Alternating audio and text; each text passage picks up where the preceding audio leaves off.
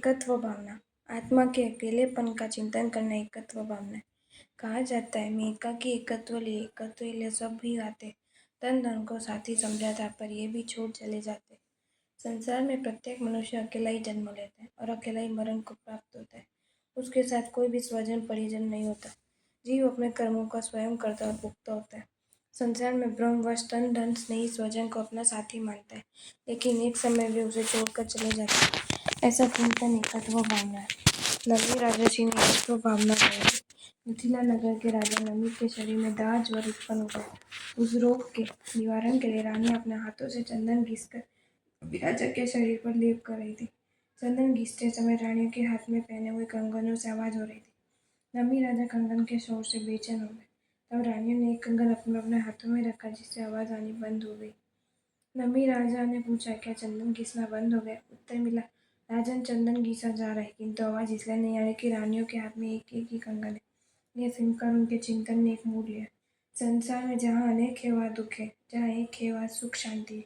उन्होंने संकल्प कर लिया कि यदि मैं रोग मुक्त हो जाऊं तो सब संयोगों को छोड़ एकत्व का अवलंबन करूंगा। संयोग में रोग शांत हो गया और नमी राजा ने दीक्षा अंगीकार करके आत्मकल्याण किया और मुक्त हुए। अन्यत्व भावना। ये जो शरीर मैंने धारण कर रखा है वो मेरा नहीं है। फिर घर परिवार कुटुंब जाति धन वैभव आदि मेरे कैसे हो सकते हैं? मैं अन्य हूँ और ये सब मुझसे भिन्न है, अलग है। शरीर आदि तो जड़ है, नाशवान है, अस्थिर है, क्षणभंगुर है। मैं तो आत्मा हूँ, चेतन हूँ, शाश्वत हूँ। शरीर आदि में मोह आसक्ति रखना हितकारी नहीं है। जिस प्रकार तिल से तल और फली, धान से छिलका और बीज, फलों से गुठली और रस अलग हो जाता है, उसी प्रकार ये शरीर और आत्मा भिन्न भिन्न है। कहा जाता है, मेरे न हुए ये मैं इनसे अति भिन्न अखंड निराला हूँ। निज में पर से अन्यत्व लिए निज समरस पाने वाला हूँ। न कहीं भी संयोग मेरे हुए, न कभी मैं उनका हुआ। मैं सभी से भिन्न हूँ, अखंड हूँ, निराला हूँ। निज पद का भाव करने पर निज में संभाव के रस का पीने वाला हूँ। पूर्व जन्म के संस्कारों के कारण मृगपुत्र जब साधु बनने के लिए तत्पर हुआ, तब उसके माता पिता ने ममत्व भरी बातें कहकर उसे साधुत्व अंगीकार करने से रोकना चाहा। मृगपुत्र ने कहा, माता पिता ने से अन्यथा भावना से अनुप्रेरित होकर के यहाँ कौन किसके सगे संबंधी और रिश्तेदार है? वे सभी संयोग निश्चित ही वियोग रूप और क्षणभंगुर है। माता पिता भाई बहन पुत्री स्त्री धन दुकान मकान आदि, यहाँ तक कि ये शरीर भी अपना नहीं। कभी न कभी इस सबको छोड़कर अवश्य जाना पड़ेगा। यदि इन विषय भोगों को जीव नहीं छोड़ता तो ये विषय भोग स्वयं जीव को छोड़ देते। इस तरह माता पिता के प्रश्नों का उत्तर मृगपुत्र ने अन्य अनुप्रेक्षा की दृष्टि से दिया। माता पिता की आज्ञा प्राप्त कर मृगपुत्र ने मृग की तरह अकेले वनवासी रहकर संयम की आराधना करके मोक्ष को प्राप्त किया। अशुचि भावना। ये शरीर अशुचिमय है। शरीर रक्त मांस मज्जा मल मूत्र आदि घृणित पदार्थों से बना हुआ पिंड है। माता के गर्भ में अशुचि पदार्थों के आहार द्वारा इस शरीर की वृद्धि हुई। उत्तम स्वादिष्ट और रसीले पदार्थों का आहार भी शरीर में जाकर अशुचि रूप से परिणत होता है। इस देह को कितना भी सुगंधित पदार्थों से युक्त जल से स्नान करा जाए, चंदन केसर आदि उत्तम उत्तम पदार्थों का लेप किया जाए, सभी द्रव्य दुर्गंध रूप में रूपांतरित हो जाते हैं। कहा जाता है, जिसके श्रृंगारों से मेरा ये महंगा जीवन धुल जाता, अत्यंत अशुचि जड़ काया से किस चेतन को कैसे नापता। मेरा ये अनमोल जीवन जिस देह को संवारने में नष्ट हो रहा है, वो काया तो अत्यंत अशुद्ध है और उस जड़ काया से मुझे चेतन का कोई संबंध भी नहीं। ऐसे अशुचि में शरीर के प्रति क्या राग करना। इस प्रकार इस शरीर की अशुचिता का चिंतन करना अशुचि भावना है। ये भावना सनत कुमार चक्रवर्ती ने पाई थी। सनत कुमार चक्रवर्ती बहुत ही रूपवान थे। उन्हें अपने शरीर के सौंदर्य पर गर्व था। ब्राह्मण वेशधारी देव के मुख से अपनी प्रशंसा सुनकर वे और भी अहंकार ग्रस्त हो गए थे और उन्होंने ब्राह्मण वेशधारी देवों को अपना रूप दिखाने हेतु राजसभा में आमंत्रित किया था। जब देव राजसभा में सिंहासनासीन सनत कुमार चक्रवर्ती के पास आए तो देखकर दंग हो गए। देवों ने कहा, अब तुम्हारा रूप पहले जैसा नहीं रहा, आपका शरीर रोगग्रस्त हो गया है। असंख्य कीटाणु के साथ महारोग इसमें भरे पड़े हैं, इसलिए इस पर गर्व मत करो। देवों के कहने पर राजा ने एक पात्र में थूका। धूप में बिलबिलाते कीड़े दिखाई दिए और दुर्गंध फैल रही थी। उसी पर उन्हें शरीर की अशुचि का भान हुआ और शरीर से वैराग्य हुआ। शरीर में उत्पन्न हुए पीड़ाओं को संभाव पूर्वक सहन करने से वे मुक्त हो गए। सातवीं आश्रम भावना। मन वचन और काया के शुभाशुभ व्यापार द्वारा जीव जो शुभाशुभ कर्म ग्रहण करते उसे आश्रम कहते हैं। आत्मा में मिथ्यात्व। अविरति, प्रमाद, कषाय तथा योग रूप आश्रव द्वारों से निरंतर नूतन कर्मों का आगमन होता रहता है। इसी कर्मबंध के कारण आत्मा के जन्म मरण का चक्र चलता रहता है। इस प्रकार का चिंतन करना आश्रव भावना है। कहा जाता है, दिन रात शुभाशुभ भावों में मेरा व्यापार चलाया करता, मानस वाणी और काया से आश्रव का द्वार खुला रहता है। मेरे दिन रात शुभ अशुभ भाव चलते ही रहते हैं, अतः मन वचन काया रूपी द्वार कर्मों के आने के लिए खुल ही रहते हैं। जिस प्रकार चारों ओर से आते हुए नदी नालों और झरनों द्वारा तालाब भर जाता है, उसी प्रकार आश्रव द्वारा आत्मा में कर्म रूपी जल आते हैं और इन कर्मों से आत्मा मलिन हो जाती है। कर्मों का आगमन कितने द्वारों से होता है और इनके आगमन के कौन कौन से कारण तथा उनसे कैसा फल परिणाम मिलता है आदि विषयों पर चिंतन किया जाता है। इस प्रकार आश्रव भावना का चिंतन करने से जीव अव्रत आदि के कुपरिणाम समझ लेता है, उनका त्याग कर व्रत ग्रहण करता है, इंद्रिय और कषाय का दमन करता है, योग का निरोध करता है और क्रियाओं से निवृत्त होने का प्रयत्न करता है। चंपा नगरी के पालित श्रावक का पुत्र समुद्रपाल एक दिन अपने महल के झरोखे में बैठा हुआ नगर के दृश्य देख रहा था। एकाएक ही उसकी दृष्टि एक मूत्रकण के लिए जाते हुए एक चोर पर पड़ी। चोर को बंधन में पड़ा देखकर उसने चिंतन किया, ये अशुभ कर्म के उदय से ये चोर बंधन में पड़ा है। अशुभ कर्मों का उदय आएगा तो मुझे भी कौन छोड़ेगा। ये कर्मोदय आश्रव पर निर्भर है। इस प्रकार आश्रव के परिणामों पर गहन चिंतन करते हुए समुद्रपाल को जाति स्मरण ज्ञान हुआ, अतः उसने विरक्त होकर दीक्षा अंगीकार ली। तत्पश्चात तब संयम की आराधना कर मुक्ति को प्राप्त हुए। संवर भावना में आश्रव द्वारों को बंद करने के सम्यक्त्व तथा व्रत आदि साधनों उपायों पर चिंतन मनन किया जाता है। कहा जाता है, शुभ और अशुभ की ज्वाला से झुलसा है मेरा अंतःस्थल, शीतल संकेत किरणें फूटे संवर से आगे अंतर्बल। शुभ और अशुभ की ज्वाला से मेरा अंतर्जल जल रहा है।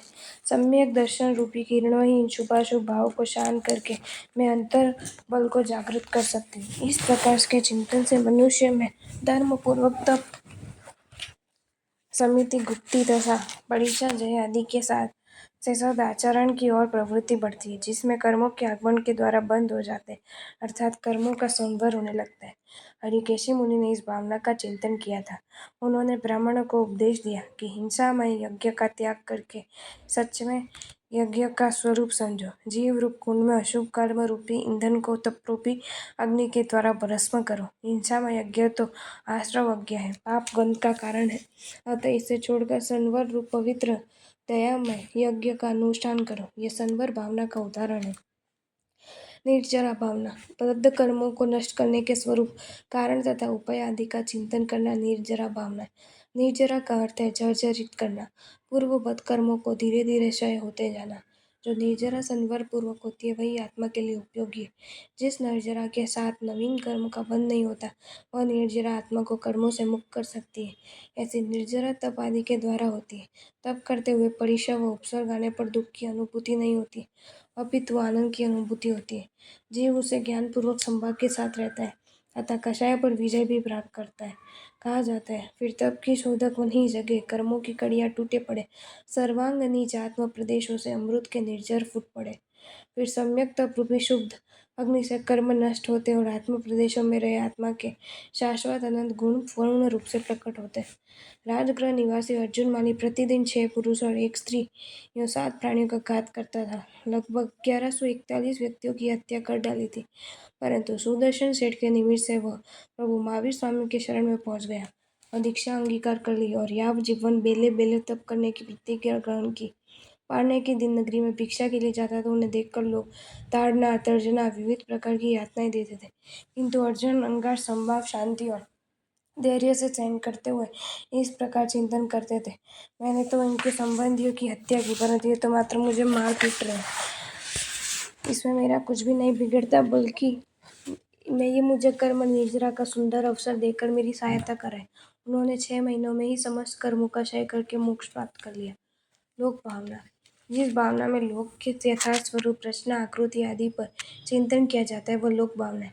इसमें ऊर्ध्व, तिर्यंक और अधोलोक की स्थिति एवं उनमें रहे हुए सर्व पदार्थों के स्व पर उपयोग पूर्वक विचार करना होता है। ऊर्ध्व लोक में देव विमान, तिर्यंक लोक में असंख्या द्वीप तथा समुद्र और अधोलोक में 7 नरक भूमियाँ है। लोक अनादि अनंत व षड द्रव्यों का समूह। इन द्रव्यों के स्वरूप तथा परस्पर संबंधों के बारे में चिंतन मनन करना। ऐसे चिंतन से लोक के शाश्वत और अशाश्वत होने तथा ये लोक किस पर टिका है आदि से संबंधित मिथ्या धारणाएं नष्ट होती है। हम छोड़ चले ये लोक तभी लोकांत विराजे क्षण में जा, निज लोक हमारा वासा हो शोकांत बने फिर हमको कथा। अर्थात सभी कर्मों का नाश होने पर जीव इस दुखमय लोक को छोड़कर के अंत में स्थित हो जाते हैं। वहां निज आत्मा में ही उसका वास होने से दुखों का अंत हो जाता है। गंगा नदी के तट पर बाल तप करते हुए शिवराज ऋषि को विभंग ज्ञान उत्पन्न हो गया था, जिससे वे 7 द्वीप और 7 समुद्र पर्यंत देख सकते थे। अपने इस ज्ञान को परिपूर्ण समझ के वे प्ररूप न करने लगे। लोक में 7 द्वीप और 7 समुद्र ही, इसके आगे कुछ नहीं है। एक दिन उन्होंने भगवान महावीर स्वामी की वाणी द्वारा ये जाना कि स्वयं भी रमण समुद्र तथा असंख्य द्वीप और समुद्र है। उस दिन शिवराज ऋषि के मन में शंका उत्पन्न हुई और वे चिंतन की गहराई में डूब गए। फलत तत्काल उनका विभंग ज्ञान अवधि ज्ञान में परिणत हो गया। भगवान महावीर के पास दीक्षा अंगीकार कर ली। लोक में द्वीप और समुद्र असंख्य थे। भगवान की इस परिकल्पना पर उनका दृढ़ श्रद्धा और विश्वास हो गया। फिर बार बार अनुचिंतन और मनन से वो उन्हें केवल ज्ञान केवल दर्शन प्राप्त हो गया। बोधि दुर्लभ भावना। 84 लाख योनियों और 4 गतियों में भ्रमणशील मनुष्य को उत्तम कुल प्राप्त होना और उसमें भी विशुद्ध बोध आत्मबोध सम्यक तो मिलना अत्यंत दुर्लभ है। जब ऐसी स्थिति प्राप्त हुई तब उस मार्ग की ओर क्यों न हम अग्रसर हुए। जब ये चिंतन होता है तब वह बुद्धि दुर्लभ भावना कहलाती है। संसार में मनुष्य पर्याय ही एक ऐसा पर्याय जिसमें धर्म को धारण करते हुए सम्यक संयम तपादि का आचरण कर कर्म बंध के मुक्त हुआ जा सकता है, यानी मोक्ष को प्राप्त किया जा सकता है। जागे मन दुर्लभ बोधि प्रभु दुर्नयतम सत्वर टल जावे, बस गया था दृष्टा रहे जो मद मत्सर मोह विनश जावे। अर्थात सत्य बोध को पाना अति दुर्लभ है। इन भावनाओं के चिंतन ने मुझे सत्य बोध की प्राप्ति हो, दुर्नय अर्थात मिथ्या मान्यता का नाश हो, अहंकार मोह आदि भाव विनिष्ट और ज्ञाता दृष्टा साक्षी भाव प्राप्त करो। भगवान ऋषभदेव के 98 पुत्रों ने प्रभु की प्रेरणा से इस भावना का चिंतन किया। भगवान ने उन्हें कहा, सबुज कीन न बुझई संबोधि खलु दुल्हा, समझो क्यों नहीं समझते हो। बोधि बीज की प्राप्ति होना अत्यंत दुर्लभ है। भौतिक राज्य तो अनंत बार प्राप्त हो चुका है, परंतु बोधि बीज तो पूर्ण प्राप्ति नहीं होती। अतएव तुम सम्यक तो चारित्र प्राप्त करके मोक्ष का अविचल राज्य प्राप्त करो। भगवान की वाणी से प्रतिबोध पाकर 98 पुत्रों ने संयम ग्रहण करके मोक्ष का अक्षय साम्राज्य कर लिया। धर्म भावना। जिस भावना में धर्म और तत्व का चिंतन किया जाता है, वो भावना धर्म भावना है। संसार में प्रत्येक वस्तु की प्राप्ति सुलभ है, परंतु धर्म के साधक स्थापक उपदेशक अड़ियन प्रभु की प्राप्ति महादुर्लभ है। इसमें मनुष्य ये चिंतन करता है कि ये मेरा अहोभाग्य है कि मुझे ये धर्म मिला है, जो प्राणी मात्र का कल्याण करने में समर्थ, सक्षम तथा सर्वगुण संपन्न है, क्योंकि ये धर्म तीर्थंकरों के द्वारा बताया गया। जब मनुष्य पर विपत्ति, रोग, शोक, भय की आंधियां उमड़ रही है, तब शांति, धैर्य, ममत्व द्वारा आत्मा स्वभाव में स्थिर रखने वाला एकमात्र धर्म ही अत्रादयन सूत्र में भी धर्म की शरण को ही उत्तम शरण करते हुए कहा है कि संसार में धर्म ही शरण है। जन्म जरा मृत्यु के प्रवाह के वेग में डूबते हुए प्राणियों के लिए धर्मद्वीप ही उत्तम स्थान और शरण रूप है। इसलिए अतिरिक्त अन्य कोई रक्षक नहीं है। कहा जाता है, चीर रक्षक धर्म हमारा हो, धर्म हमारा चीर साथी, जग में ना हमारा कोई था, हम भी ना रहे जग के साथी। दीर्घ काल में धर्म ही रक्षण करने वाला है, अतः अब धर्म ही हमारा साथी है। वास्तव में इस जगत में हमारा कोई नहीं था, अब हम भी जग के साथी नहीं है। अतः मनुष्य जन्म तब तक सार्थक है जब तक इस धर्म का सतत चिंतन व मनन कर तदनुरूप आचरण में उतारा जाए। ये भावना धर्म रुचि अंगार ने पाई थी। नागश्री ब्राह्मणी ने धर्म रुचि अंगार को कड़वे तुम्बों का शाक बहराया था और लेकर जब वे गुरु के पास आए और उन्हें वो आहार बताया तो गुरु ने इस विषय न जानकर निर्वत भूमि में पलटने की आज्ञा दी। धर्म रुचि अंगार उस शाक की एक बूंद पृथ्वी पर डाली। उसी समय अनेक चींटियां वह खाई गई और शाक खाकर मर गई। उन्हीं से यह नहीं देखा गया। उन्होंने अपने पेट को ही सर्वोत्तम निवत जगह मानकर उस आहार को ग्रहण कर लिया। उससे सारे शरीर में वेदना उत्पन्न हो गई। मुनिराज दया धर्म में रहकर जीव रक्षा के लिए उस वेदना को संभाव से सहन आयुपूर्ण कर वे सर्वार सहित विमान में उत्पन्न हुए। अगले भाव में कर्मों का क्षय करके मोक्ष में जाएंगे। इस प्रकार इन 12 भावनाओं के चिंतन करने से कोई भी मनुष्य अपने जन्म और मरण को सार्थक कर सकता है।